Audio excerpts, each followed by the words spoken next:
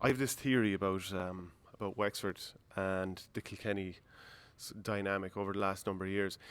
If you look at what happened in 2004, like everyone remembers the Mick Jacob goal that kind of robbed Kilkenny at the end of that Leinster semi-final. Cody falling to his knees behind the goals. Wouldn't you love to see that a few more times? Well, as non-Kilkenny people.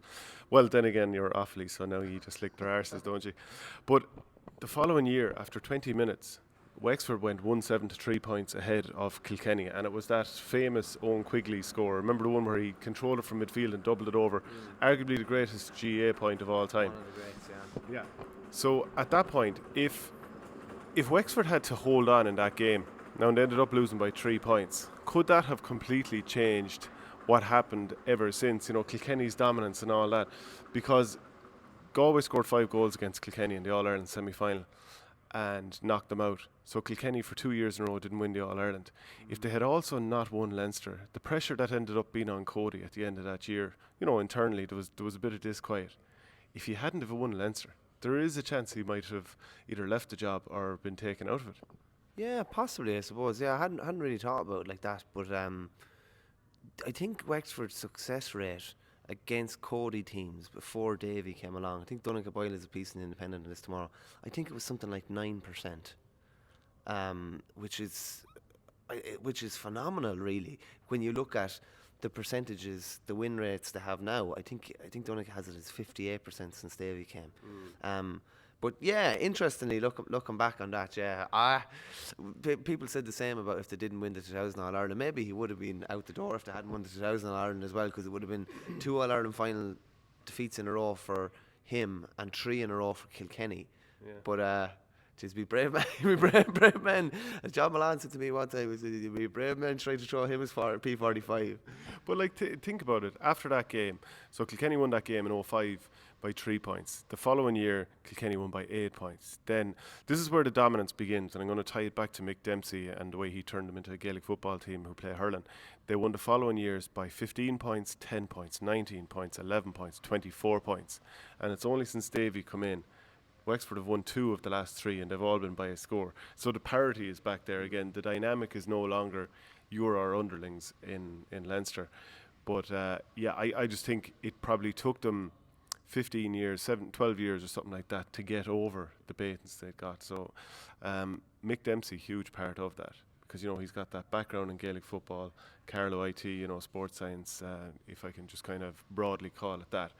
And to be fair to Brian Cody, he actually listened to the expertise that he'd brought in and just changed them massively, because in that game against Galway in the semi-final, one of those goals, I think there was no other defender inside the 45 when it was 1-on-1. I don't think that's so rarely happened again. 2016 All-Ireland being maybe the exception. Is that fair to say? Yeah, well, even there was a time there when I think every Kilkenny forward was nearly 6'2" as well. Remember they had John Hine, a lot of really big players, Martin Comerford, Shefflin, a lot of really tall players.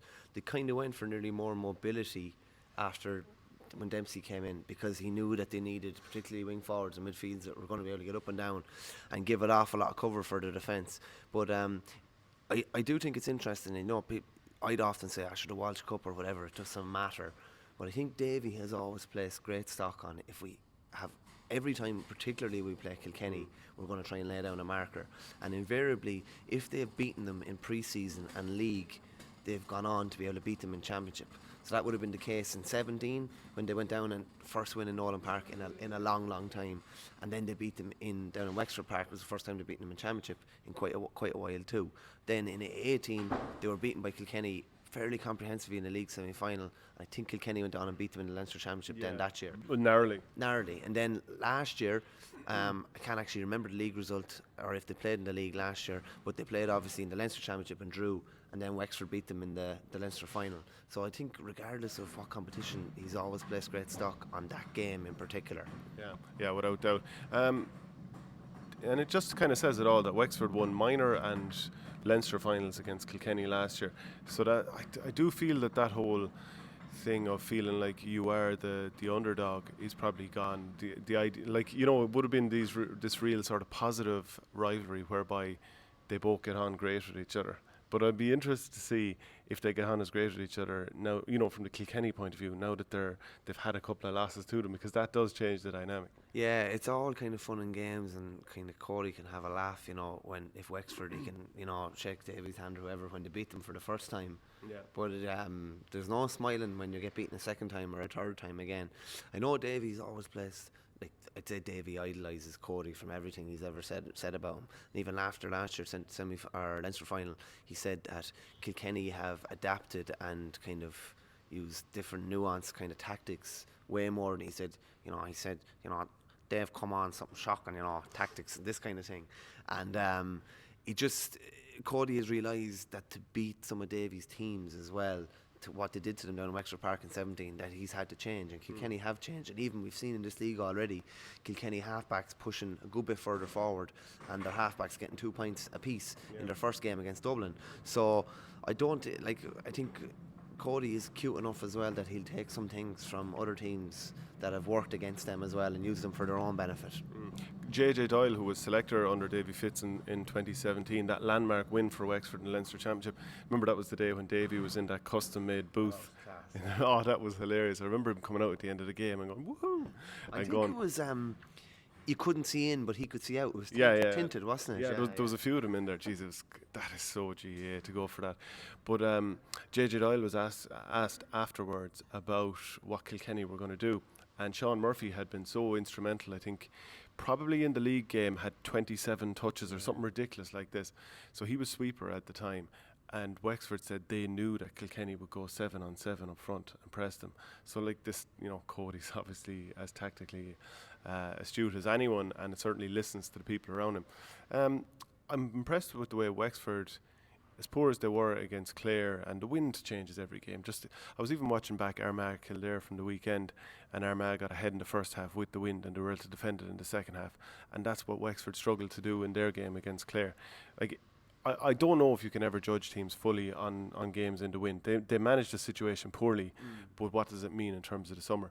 But I will say that they're probably more resilient now mentally, that they're not going to let that loss bother them. And the fact that in previous years, if they were out Matt O'Hanlon, Diarmuid O'Keefe, Lee Chin, basically the spine of their team, would we have seen them even push them close at all? So I think they've definitely got a better squad than before. Yeah, I think I just watched that When Michael Met Davy documentary there not that long ago. I think it was around Christmas time.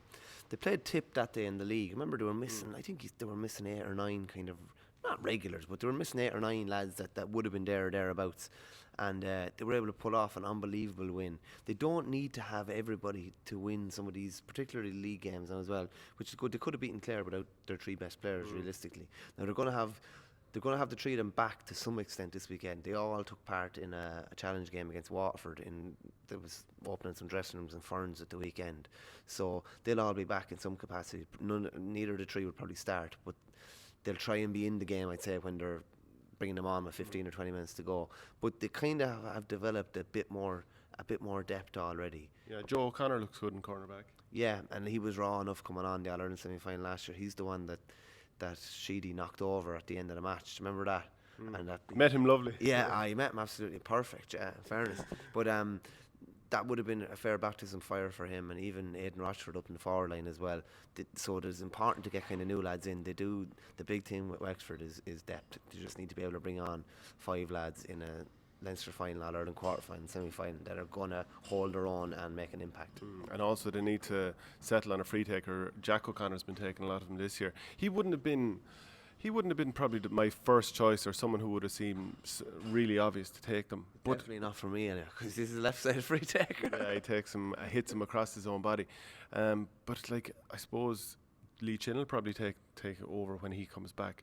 Rory O'Connor has, he was taking him for use. Was it DCU in the college semi-final? 1 or 2 of them went awry. He can probably take them, but maybe at this stage of his career, it's not happening for him. Conor MacDonald used to, but it's definitely, like, it's so crucial. Like, you're just going to get punished by TJ Reid and Jason Ford or whoever it is.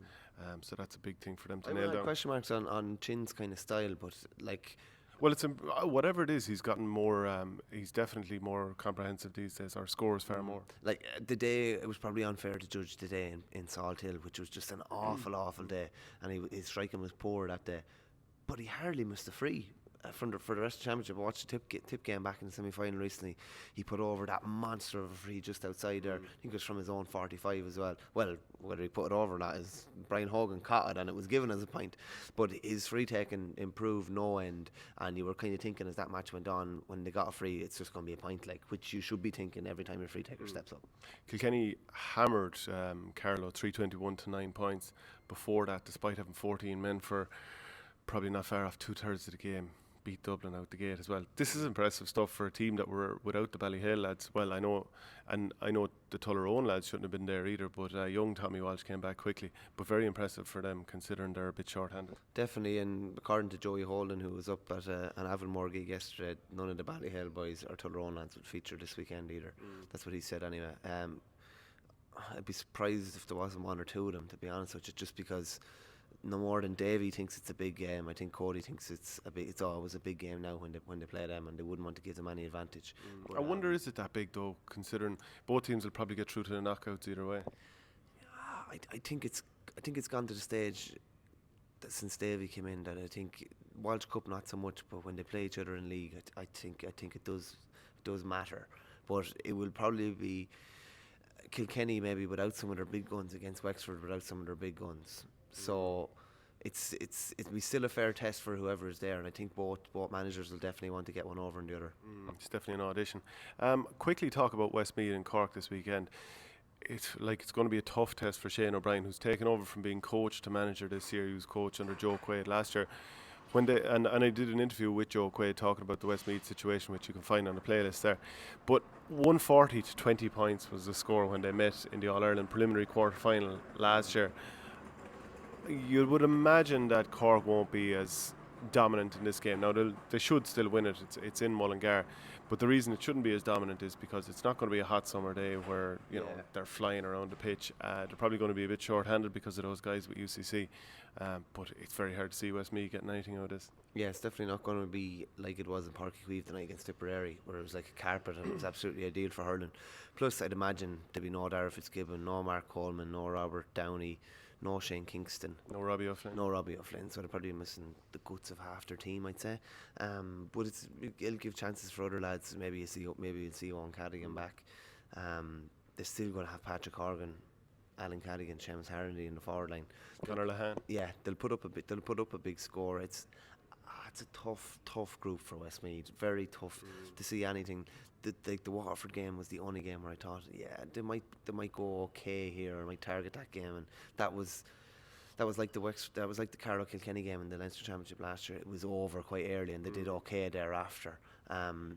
It's a horrible group to be in, really. It's basically Munster only with Galway in instead of Clare. Yeah, they're basically everything is going in for that relegation match against probably either Carlow or Laois.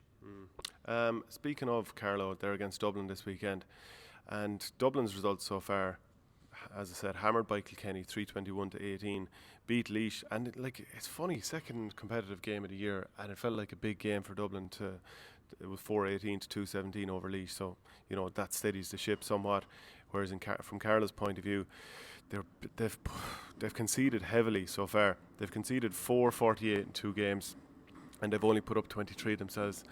Jeez, it's not suiting them so far, is it? I mean, this is far less impressive than, and I know they've injuries, but it's far less impressive than what they did last summer in Leinster. Yeah, and it's the sort of game I'd fancy them in if they were full strength. Coming against the Dublin team, maybe not exactly brimming with confidence, but their 2 performances thus far, it's very hard to have any confidence, really.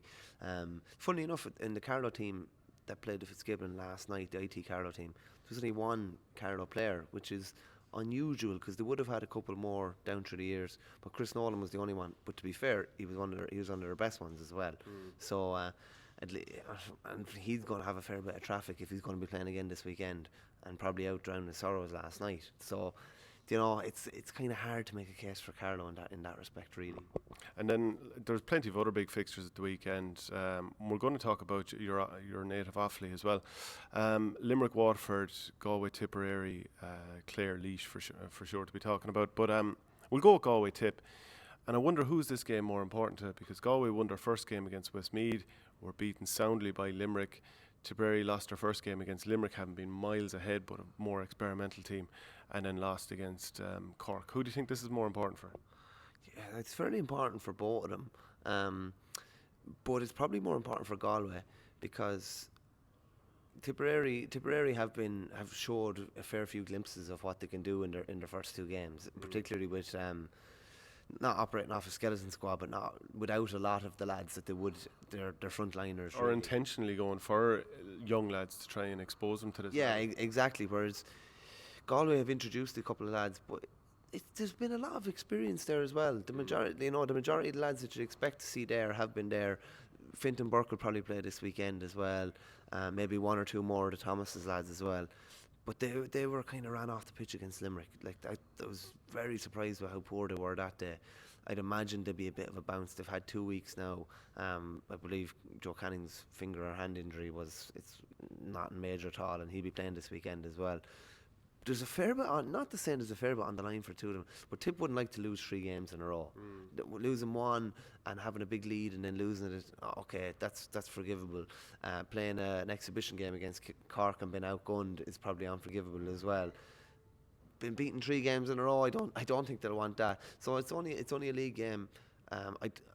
Shane O'Neill would be the more worried if they were to be beaten. That's the way I'd put it. I don't think Liam Sheedy would worry too much. So there's probably more pressure on Galway in that respect. I did a video with Cyril Donlan, which again is on the playlist there, and he was talking about how it wasn't just that Joe Canning went off and Galway flopped for the rest of that game. Now I will say I thought they dug in and never gave up, and I was encouraged by that. It's just they couldn't really get any shots off late on. They were just under such pressure, and Limerick are they're like a pack of wild dogs, aren't they, chasing you down. He did say he's trying to bring through some young lads, like Diarmuid Kilcommons was up and wing forward, and I've seen some flashes of good and inexperience, we'll say, from him so far. TJ Brennan looks alright, corner back, but they're probably going to rely on the old brigade. And another point he made was, like, for Shane O'Neill in 2020, he's taken over a team where some of the more experienced quality guys, they have a lot of miles on the clock. Read Tipperary 2019 when Liam Sheedy was coming in and all these lads were supposedly over the hill. So there's it might be a case that Galway have a bit of a rough league where they have a few results that don't go their way. They have to wait for some of the more experienced lads to come back. Shane O'Neill has to get used to them. They have to get used to him. And by the time the championship comes around, and there's going to be 1, maybe 2 games in Leinster where they'll probably win anyway, things might actually just hit the right spot as they get to the summer. It's an interesting point, actually. I hadn't really thought about it like that. You're kind of thinking when a new manager comes in, Sheedy wasn't new per se because he'd been there before, and he obviously had a lot of trust in the guys that, a lot of the guys that were young in 2010, whereas Shane O'Neill is a new manager coming in. I do expect to see predominantly the same faces that we've seen over the last couple of years, mainly because I'm just not sure if what's replacing them is up to that standard yet. I just don't think so. Like, I expect David Burke to come in. Fintan Burke is one new player that I expect to come in. Joseph Cooney, they don't know whether he's going to be back or not. And same with Glynn. Yeah, same with Johnny Glynn. If they come back at any sort of a reasonable stage, I'd expect them to be back in as well. Dottie Burke obviously to come back in as well. So there's 3 or 4 names that would definitely bolster the team that was playing the last day. So there might only be one. Maybe the keeper, Aidan Murphy, might be a new face, and maybe one other outfield player. But in general, I think it will be much of the same. And yeah, it's an interesting one. It could go the other way as well, and he could blood 4 or 5 and go with new faces. I'm just not sure if they're there. As a young lad, I hated Galway, I have to say. As a young lad, I hate Tip, and as a 33-year-old man, I still hate Tip. As a young lad, I didn't. Offaly were irrelevant, and they still are now. Offaly were definitely not irrelevant when you were growing up. But just looking at the Tipperary-Galway rivalry over the years, it's been unbelievably close. If you take out that game in 2014 where Tip came from behind to hockey Galway in the last 20 minutes. That was close for long stages. The Galway were up by 9 at one stage. So when I'm saying hockey, and I think it was the last 15, 20 minutes, it was like 2-8 to a point, something crazy like that. But if you go all the way back to 1993, there's been no more than a score in every single other championship game. Like, it's been unbelievably close. There's obviously that shared border there as well. They wouldn't be loving each other too much. Again, like if Tip lose this game, I still don't think it's the biggest deal in the world. They've so many of the frontline players to come back, and the main thing is to get them to expose to this level. I'd say it'll be a horrible match on that field, which isn't great on its best day. But now you're looking at Storm Kira there last week. And Will be Hurricane Dennis or Storm Dennis or something like that coming? Something like that, yeah. There seems to be one coming every week. But moving on then to Limerick Waterford. I think this is a true test of where Waterford are at, because we've seen them so far do against a flaky Cork, and I think until Cork show us that steel for a full season, it's hard not to resort to calling them flaky. And then they've won in Westmeath. But I think this is a true test, because Limerick don't back down. They don't put out soft teams. They're always going to have a very strong team that conceivably could play a championship. Yeah, I think the style that Liam Cattle wants to play, this kind of high energy style as well, based obviously, as most teams are, on a massive work rate. They're playing against the aristocrats when it comes to that. Basically the team that, well, remember Seamus Flanagan saying in an interview after the 18 All-Ireland final a couple of months later, said, we will not be outworked by any team. We will not be outworked by any team. And that's going to be a big test for Waterford now this weekend. You'd imagine Austin Gleeson will be back as well. Imagine Jamie Barron and a few of these lads are coming back into the fold. But they weren't overly impressive against Westmeath. I know they won and maybe had the handbrake just barely off in the second half when Westmeath kind of came back at them. But this is, it's an interesting test. Obviously last time they played, they were beaten by, was it 124 to 10 points in Walsh Park, 17 points, haven't scored 10 points. So you'd imagine they'll have a bit of a point to prove. Still just find it hard to look beyond Limerick's kind of the strength and depth that they have as well. Like Keane Lynch, Dermot Burns and Aaron Gallan didn't play the last day. Burns came on, Gallan came on, Keane Lynch came on as a blood sub for 2 minutes. The three of them will probably start this weekend. The way they're rotating it, even John Kiley talking about it after, they're trying to rotate lads as much as possible, give different lads a chance. You won't see Conor Boylan this weekend probably because he played last night with UCC, and you won't see Paddy O'Loughlin, but other lads will come in. It's a true test. I don't expect Waterford to pass it though, but if they're within a couple of scores of them, I think it would be a decent result for them. Yeah, if this game is competitive for long spells, and if they lose by 6 or 7 points, I think that's all right. I'm not saying they can't come closer. What I'm interested is, where will Austin Gleeson fit into this team? Where will Kevin Moran fit into this team? Is there always the outside chance that Austin Gleeson might have to wait his turn for a while and not just be guaranteed a spot? Because I'd say Liam Cahill is a man who wants to lay down a marker. And when you've got a star man whose form has gone up and down at times, maybe he wants to kind of remind him, look, we can probably play pretty well, and it's up to you whether you want to show me something extra. There is definitely a chance of that. I don't think it's a case where he's going to walk back into the team. No way. Liam Cattle just won't let lads have it easy. And even chatting to Austin here in an interview before Christmas, I think he had taken that point on board, and that he maybe had to prove himself and maybe had to shift a bit of weight and get himself in really good inter-county shape. And I think by all accounts he's done that, and he was in very good shape hurling with Waterford IT. I don't know. I think he mightn't even start. He might come in. It'd be interesting to see where he comes in. That's the big thing. I'm wondering, is he going to be a forward? Is he going to be a back? I actually think there's an outside chance that he might play him in the full forward line. Now I could be wrong, but he threw him in corner back. Shut us up rightly.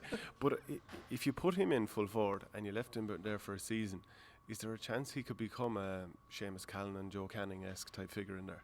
No, I don't think so. Is that because you think his best quality is running with the ball from deep? I don't think you can turn someone into one of those players.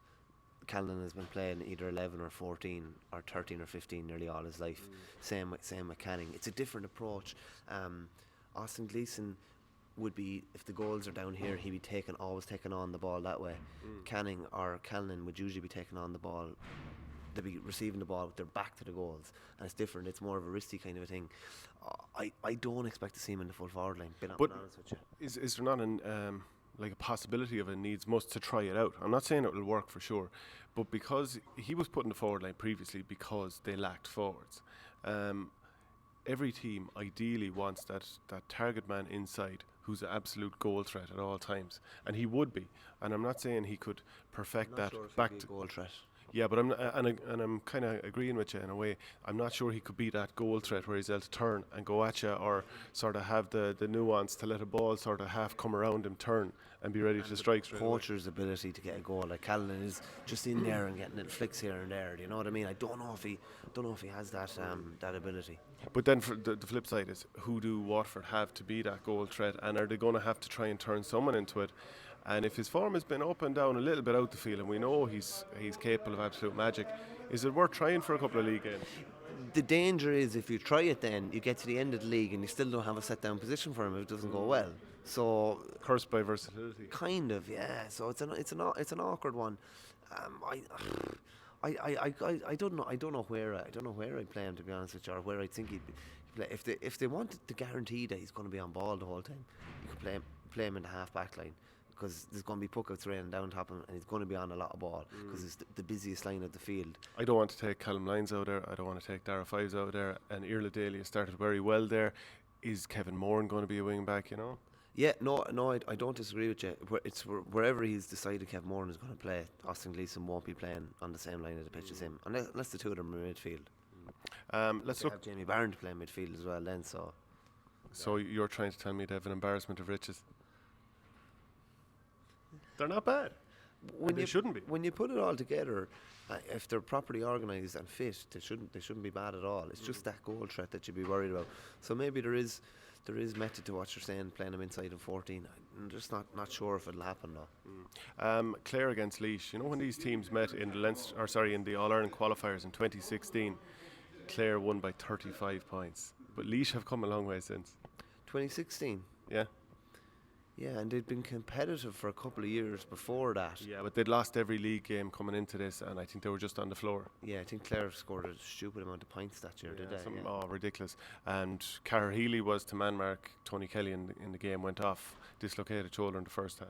Oh yeah, your plans are fairly ripped up then, yeah. Laois are a lot more consistent now, in fairness. And I was surprised last year, even because they were missing. Obviously, didn't have everyone in last year that they wanted, but they were still pretty consistent throughout the league. Got to the league quarterfinals, missed an awful lot against Limerick that day. Put up a good performance against Wexford the first day. I know Wexford are missing a few. Decent performance the last day. I think Laois should get better as the league goes on, and again, I think a lot of it will come down to that last game, or when they play Carlow. They'll be really trying to beat Carlow and avoid that relegation semi-final. They'll be happy. I think they'll be happy enough in this league to finish fifth. Yeah. Division 2A then, you've Meath, Kerry, and it'll be interesting to see if Shane Conway lines out in that. Mayo, Wicklow, and then of course your home county, Offaly against Antrim. You've done an article this week where you're kind of talking about maybe Michael Fennelly is under pressure already. There is a bit of pressure for this game, to be honest with you. If you're looking at Offaly are in the Christie Ring Cup, so none of the teams that they're playing, well, definitely not Antrim and Kerry, they're not in the Christie Ring. So the two toughest games that they will have this year, theoretically, is the Kerry League game, which they were beaten in, and the Antrim League game, which they played this Sunday. So everybody thinks that they should be winning the Christie Ring. I think that's fairly universal. So they're beaten by Kerry. If they're beaten this weekend, you're kind of sleepwalking into the Christie Ring in a really bad place, to be honest with you. You haven't made a final of Division 2A, which everybody expected, that because everybody did. I went through nearly all the papers and predictions for Division 2. It was Offaly to be promoted, Offaly, maybe the odd Antrim, the odd Kerry. So it's a massive game for them this weekend. And they're playing an Antrim team, not saying they're coming in on a high, but Antrim could easily have beaten Offaly in the Kyo Cup final when they played. Offaly beat them 116 to 115, having just holding on. Antrim drew with Tipperary last weekend. I know it was probably a shadow Tipperary team. It was 223 apiece up in the Davits and the Falls rolling. Alec Reid Trophy was, it wasn't a competitive game. Yeah, but it was still a good result for them. And I'd say a really good, feel-good weekend up there.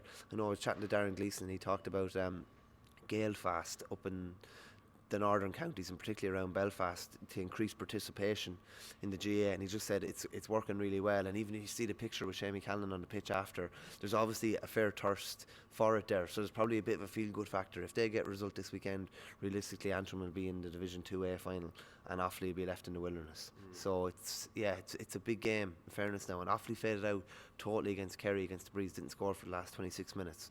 So it's worrying. It's the Darren Gleeson versus Michael Fennelly. It's got the Tip Kilkenny vibe to it as well. Yeah. We're trying to hijack your game here. But Antrim have plus 33 points after a couple of games. Moving very, very well.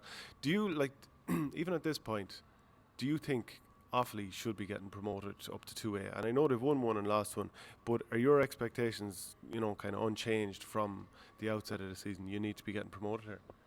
I definitely didn't think that promotion was a given, to be honest with you. Winning the Christy Cup should be a given. Getting to the final a given? You should be beating one of Antrim or Kerry on a given day, realistically. And if they don't, it's just another kind of early setback. One thing that worries me is that a lot of these games are quite high pressure, in the sense that, a lot of the games they played last year were high pressure because things were going so badly, and they're thinking, the Kerry game, we need to perform, didn't really perform. The Kerry game, the last day, need to perform, need to get a result, didn't perform. They need to perform this weekend as well. Yeah. And I'd just be worried that the performances haven't been, they just haven't been good enough in the bigger games. Shane Doody, who got married last weekend, is out with an ankle injury. Joe Bergen's retired. Conor Matton and Con Negan haven't returned, so that's 4 of your best forwards. 4 ball winners too. Yeah, 4 big men as well. So yeah, it's going to be that's one of the games of the weekend for me, because there's an awful lot at stake for both. I think that's about the height of it then, isn't it? Yeah, that's it. Yeah, hopefully we can get a result. Okay, that's it. If there's something we missed, let us know, and we'll talk about it in the next video. Thanks for watching Our Game. Don't forget to like and share the videos, and if you're new to the channel, hit subscribe.